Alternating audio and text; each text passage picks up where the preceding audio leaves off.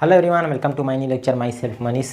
तो यह lecture number 11 है जिसमें न्यूक्लियर फिजिक्स पढ़ रहे हैं बीएससी फाइनल ईयर के लिए। ठीक है, तो यह जो चैप्टर था इसमें न्यूक्लियर डिटेक्टर्स के बारे में हम लोग पढ़ रहे थे। तो ये जो है लास्ट डिटेक्टर्स है जो कि है न्यूक्लियर इमल्सन। ठीक है, इसके बाद डिटेक्टर्स वाला चैप्टर ओवर हो जाएगा, फिर जो न्यूक्लियर का बेसिक प्रॉपर्टीज़ वाला चैप्टर है वो स्टार्ट हो जाएगा। ठीक है, तो ये छोटा सा टॉपिक है, इसमें देखो ज़्यादा कुछ समझाने लायक नहीं है।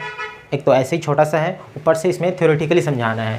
ठीक है, मैं मतलब वर्बली ही बोलूँगा जो भी समझाना रहेगा, बाकी ऐसा कुछ नहीं है कि इसमें बोर्ड में समझाना पड़े। ठीक है, तो देखो जो न्यूक्लियर इमल्सन है जिसको हिंदी में नाभिकीय इमल्सन बोला जाता है, ये क्या होता है। तो जो न्यूक्लियर इमल्सन होता है वो फोटोग्राफिक, जैसे प्रकाशिक फोटोग्राफिक प्लेट होता है उसके सिद्धांत पर आधारित होता है। जैसे प्रकाशिक जो प्रकाशिक फोटोग्राफिक होता है वो जिस सिद्धांत पर काम करता है या फिर जैसे उसमें काम होता है, सेम उसी प्रकार का ही नाभिकीय इमल्सन में भी उसी सिद्धांत से ही डिटेक्टर्स का यूज़ किया जाता है। ठीक है, तो देखो जो प्रकाशिक फोटोग्राफिक प्लेट होता है वो कैसे वर्क करता है, या फिर जो प्रकाशिक फोटोग्राफी है वो कैसे वर्क करता है। उसमें होता क्या है, जो प्रकाशिक फोटोग्राफिक है उसमें एक प्रकाशिक प्लेट होता है। ठीक है, प्रकाशिक प्लेट में जो प्रकाशिक प्लेट रहता है उसको क्या करते हैं हम लोग, जिलेटिन के घोल में मिला देते हैं और उसमें हम लोग कुछ सिल्वर लवण उसमें ऐड कर देते हैं। ठीक है, इसको जिलेटिन के घोल में हम लोग निलंबित कर देते हैं बेसिकली, और उसमें सिल्वर लवण मिला देते हैं। अब होता क्या है, जैसे कोई प्रकाश स्रोत से आएगा और उस प्रकाशिक फोटोग्राफी पर क्या होगा, आपतित होगा, जिससे उस जो सिल्वर लवण के जो कण है वो क्या होंगे, एक्साइटेड होते हैं और उस प्लेट से क्या होने लगता है, फोटो इलेक्ट्रॉन निकलने लगता है, मतलब प्रकाश उत्सर्जित होने लगता है, ऐसा समझ सकते हो। ठीक है, और उससे क्या होता है, जो वहाँ पे इलेक्ट्रॉन की कमी हुआ है, जो कि जो प्रकाश स्रोत है उसके आने से वहाँ पे कमी हुआ है, वो क्या होता है, जो कमी हो रहा है उसके कारण जो प्लेट है वहाँ पर उसमें जो प्रकाश स्रोत है या तो फिर वह वस्तु जिससे वो प्रकाश स्रोत परावर्तित होकर उस प्लेट पर आ रही है। ठीक है, तो उस वस्तु का उस प्लेट पर क्या बन जाता है, प्रतिबिंब बन जाता है, जो कि अदृश्य रहता है या फिर बोल सकते हो अस्थायी रहता है। ठीक है, स्थायी प्रतिबिंब नहीं बनता, अस्थायी प्रतिबिंब बनता है। और क्या करते हैं, वो जो अस्थायी प्रतिबिंब बना रहता है उसको हम लोग को स्थायी करना रहता है, जिसके कारण से जो प्लेट रहता है उसको स्थायी कारक या फिर डेवलपर, ठीक है, जिसको इंग्लिश में फिक्सर भी बोला जाता है, तो उस पर उसको डुबो दिया जाता है, जिससे जो प्रतिबिंब बना है वो क्या होने लगता है, स्थायी हो जाता है। और जो भी वहाँ पे हमारे पास जो प्रकाश था वो उसका जो प्रतिबिंब है वो उस प्लेट पर हमको दिखाई देता है।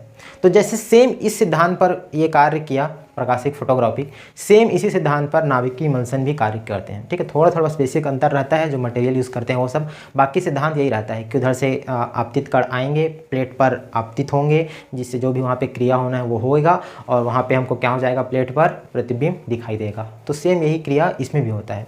तो बात करते हैं नाभिकीय इमल्सन का, तो इसमें क्या होता है, इसमें एक 100 माइक्रोमीटर का, मतलब 100 माइक्रोमीटर का क्या रहता है, एक प्लेट रहता है, जिस पर क्या करते हैं, सिल्वर हैलाइड के कण उसमें निलंबित कर देते हैं। जैसे उसमें सिल्वर लवण के जो कण है उसको हम लोग निलंबित किए थे, निलंबित मतलब मिला देना। ठीक है, तो वैसे इसमें क्या कर देते हैं हम लोग, सिल्वर हैलाइड के कण उसमें निलंबित कर देते हैं। और होता क्या है, इधर से क्या होगा, प्रकाश स्रोत या फिर बोल सकते हो जो भी कण का जिसको हमको डिटेक्शन करना है, अल्फा बीटा गामा या फिर जो रेडियो एक्टिव है, वैसे कण यहाँ से आपतित होंगे एक साइड से, और क्या होंगे, आपतित होंगे तो वहाँ पे जो सिल्वर हैलाइड के कण हैं उससे जाके वो इंटरेक्ट करेंगे या फिर उससे जाके रिएक्शन करेंगे, जिससे जो सिल्वर हैलाइड के जो कण हैं वो आयनित हो जाते हैं, मतलब प्लस और माइनस में विभक्त हो जाते हैं। और अब उनमें विभक्त होंगे तो चूँकि उस कण में एनर्जी रहती है तो उन जो आयनन जो कण है उनमें भी एनर्जी आ जाती है, जिससे वहाँ पे क्या होने लगते हैं, उन लोग गति करने लगते हैं।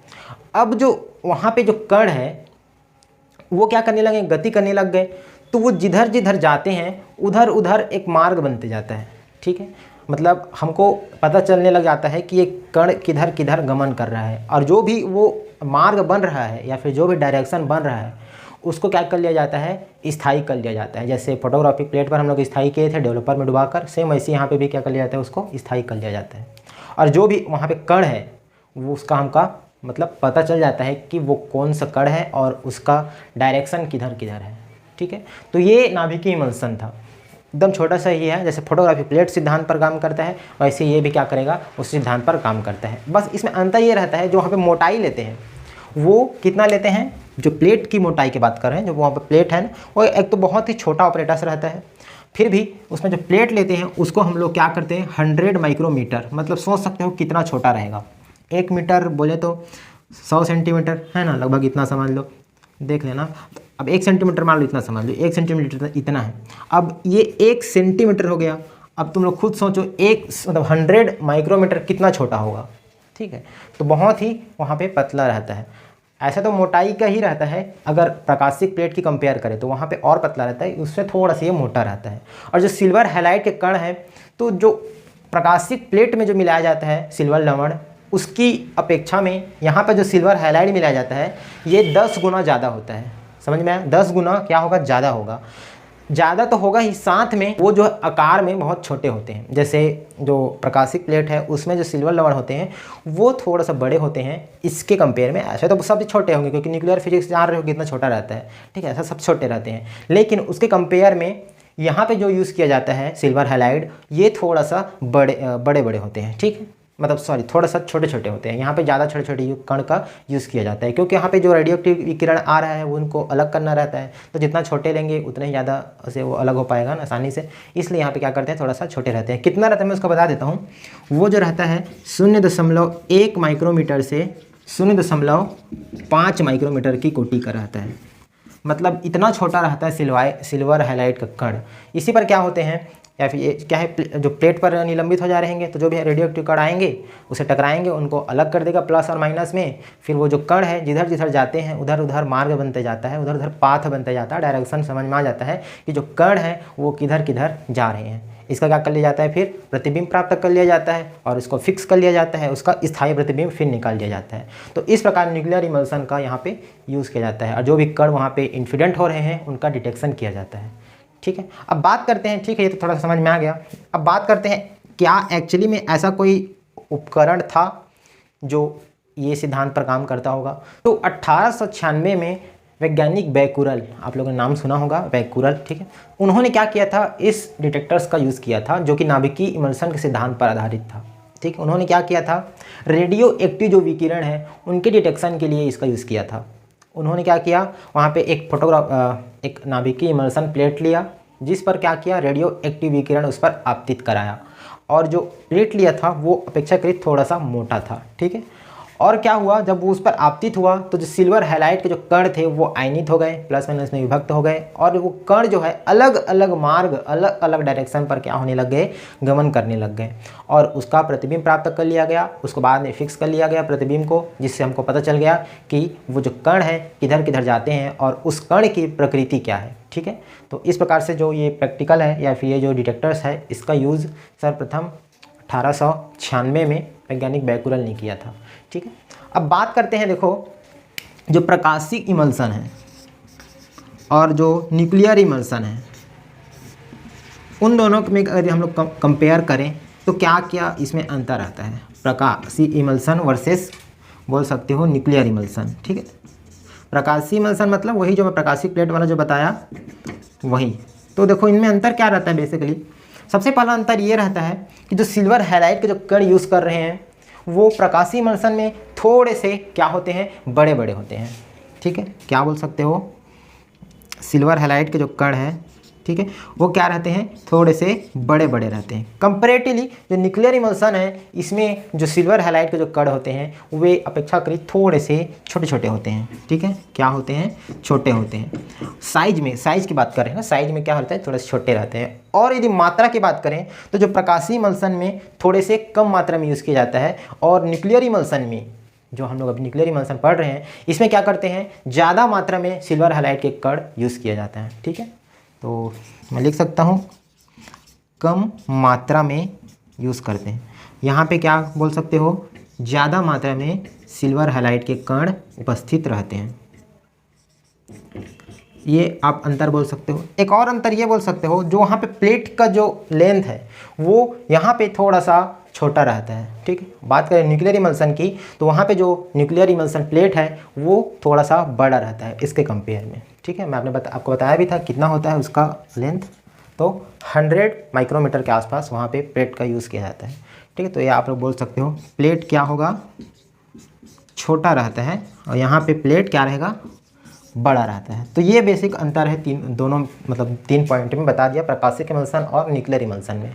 यदि एग्जाम में आता है तो 2 नंबर में आप लोग को पूछा जा सकता है। ठीक, तो ये हो गया। अब देखो एक चीज़ और बोल सकते हो, जो अभ्रकोष्ठ हम लोग पढ़े थे, अभ्रकोष्ठ मतलब क्लाउड चैम्बर, ठीक है, पिछला जो इसके पिछले लेक्चर है उसमें बताया था। तो इससे यदि मैं कंपेयर करूँ न्यूक्लियर इमल्सन का, तो इसमें क्या बेनिफिट है या फिर क्या लॉसेस है, मतलब उससे क्या अभ्रकोष्ठ से न्यूक्लियर इमल्सन अच्छा है या उससे बुरा है। तो देखिए जो अभ्रकोष्ठ होता है, इसमें सबसे पहली बात तो क्या हो रहा था, यहाँ पे हम लोग डिटेक्शन जब कर रहे थे तो वो क्या हो रहा था, एक बार डिटेक्शन हुआ फिर उसको पूरा क्लियर करना पड़ता था, फिर दोबारा कर एंटर करेगा, फिर उसका डिटेक्शन हो रहा था, फिर अगर हम दोबारा करना है तो उसको फिर से क्लियर करना पड़ता था। तो ऐसे करके बार बार हमको क्या करना पड़ रहा था, क्लियर करना पड़ रहा था, जो कि बहुत टाइम टेकिंग था। तो न्यूक्लियर इमल्सन की बात करें तो यहाँ पे ऐसा नहीं होता, ये अधिक सुग्राही होता है और ये काम जल्दी जल्दी करते जाता है। ठीक है, तो उस कंडीशन में जो न्यूक्लियर इमल्सन है वो ज़्यादा बेटर रहता है। ठीक है, दूसरा पॉइंट क्या होता है, जो न्यूक्लियर इमल्सन है ये क्या करता है, सस्ता भी होता है और हल्का भी होता है, क्योंकि इसमें ऑपरेटर्स कम यूज़ किए जाते हैं, बजाय जो अभ्रकोष्ठ होता है या जो क्लाउड चैम्बर होता है उनमें वो महंगा भी पड़ता है और थोड़ा सा भारी भी होता है। ठीक है, हल्का भी रहेगा ये वाला और सस्ता भी रहता है, और जो अभ्रकोष्ठ क्लाउड चैम्बर होता है वो महंगा भी रहता है और थोड़ा सा हैवी भी रहता है। तो ये आप बोल सकते हो, तो उस कंडीशन में नाभिकीय इमल्सन भी बेटर रहता है। एक तीसरा कंडीशन ये रहता है कि ठीक है ये इतना कुछ सही है, लेकिन इसमें दोष ये रहता है, इसका घाटा ये रहता है कि जो न्यूक्लियर इमल्सन है इसमें जो भी कण प्राप्त हो रहे हैं उसका हम लोग चिन्ह नहीं ज्ञात कर सकते, मतलब आवेश का चिन्ह नहीं ज्ञात कर सकते कि वो पॉजिटिव है कि नेगेटिव है। ठीक है, तो ये इसका एक प्रमुख ड्रॉबैक था, और उसमें संवेग भी हम लोग नहीं ज्ञात कर पाते। संवेग मतलब मोमेंटम भी हम लोग क्या कर पा नहीं मतलब नहीं ज्ञात कर पाते। जबकि जो क्लाउड चैम्बर था उसमें हम लोग जो भी कण प्राप्त हो रहे हैं उसका क्या कर पाते थे, हम लोग उसका एनर्जी भी ज्ञात कर लेते थे, मोमेंटम भी ज्ञात कर लेते थे। आपको मैं बताया था, ठीक है, पूरा निकाल के भी बताया था फार्मूला कैसे ज्ञात करते हैं। तो एनर्जी, मोमेंटम और कण का डिटेक्शन कर सकते थे, उसकी संख्या ज्ञात कर सकते थे, क्योंकि वहाँ पे बहुत सारी संख्या में हमको प्राप्त होते हैं। तो ये सब इसमें प्राप्त हो जा रहा था। लेकिन न्यूक्लियर इमल्सन में क्या होता है, संवेग और उसका चिन्ह, आवेश का चिन्ह वो ज्ञात नहीं किया जा सकता। ठीक है, तो ये इसका एक प्रमुख ड्रॉबैक था। तो ये पूरा कंप्लीट हो गया न्यूक्लियर इमल्सन। छोटा सा ही टॉपिक है और ज़्यादा कुछ इसमें कठिन नहीं है, आप लोग एक बार बुक से भी पढ़ना, पूरा अच्छे से और समझ में आ जाएगा। ठीक है, तो इस लेक्चर में यहीं तक रखते हैं। अब देखो ये पूरा चैप्टर कंप्लीट हो गया। जो भी डिटेक्टर्स था हमने 7 या 8 प्रकार के डिटेक्टर्स का स्टडी किया था। ठीक है, तो आप लोग मेरे पूरे प्ले लिस्ट को चेक कर लेना। यदि आपको कोई डिटेक्टर्स नहीं मिलता है जो आपके सिलेबस में होगा तो वो आप मुझे डीएम कर देना। मेरे नंबर जो है थंबनेल में दिखता होगा, वहाँ पे आप लोग डीएम कर देना, मैं उसको यहाँ पे फिर से उसको वीडियो बना के अपलोड कर दूंगा। ठीक है, तो इस लेक्चर को यहीं तक रखते हैं। यदि आपको पसंद आया होगा तो लाइक, शेयर और सब्सक्राइब जरूर कीजिएगा, फ्रेंड में भी शेयर कीजिएगा, और मिलेंगे फिर नेक्स्ट लेक्चर में। Thank you, bye bye.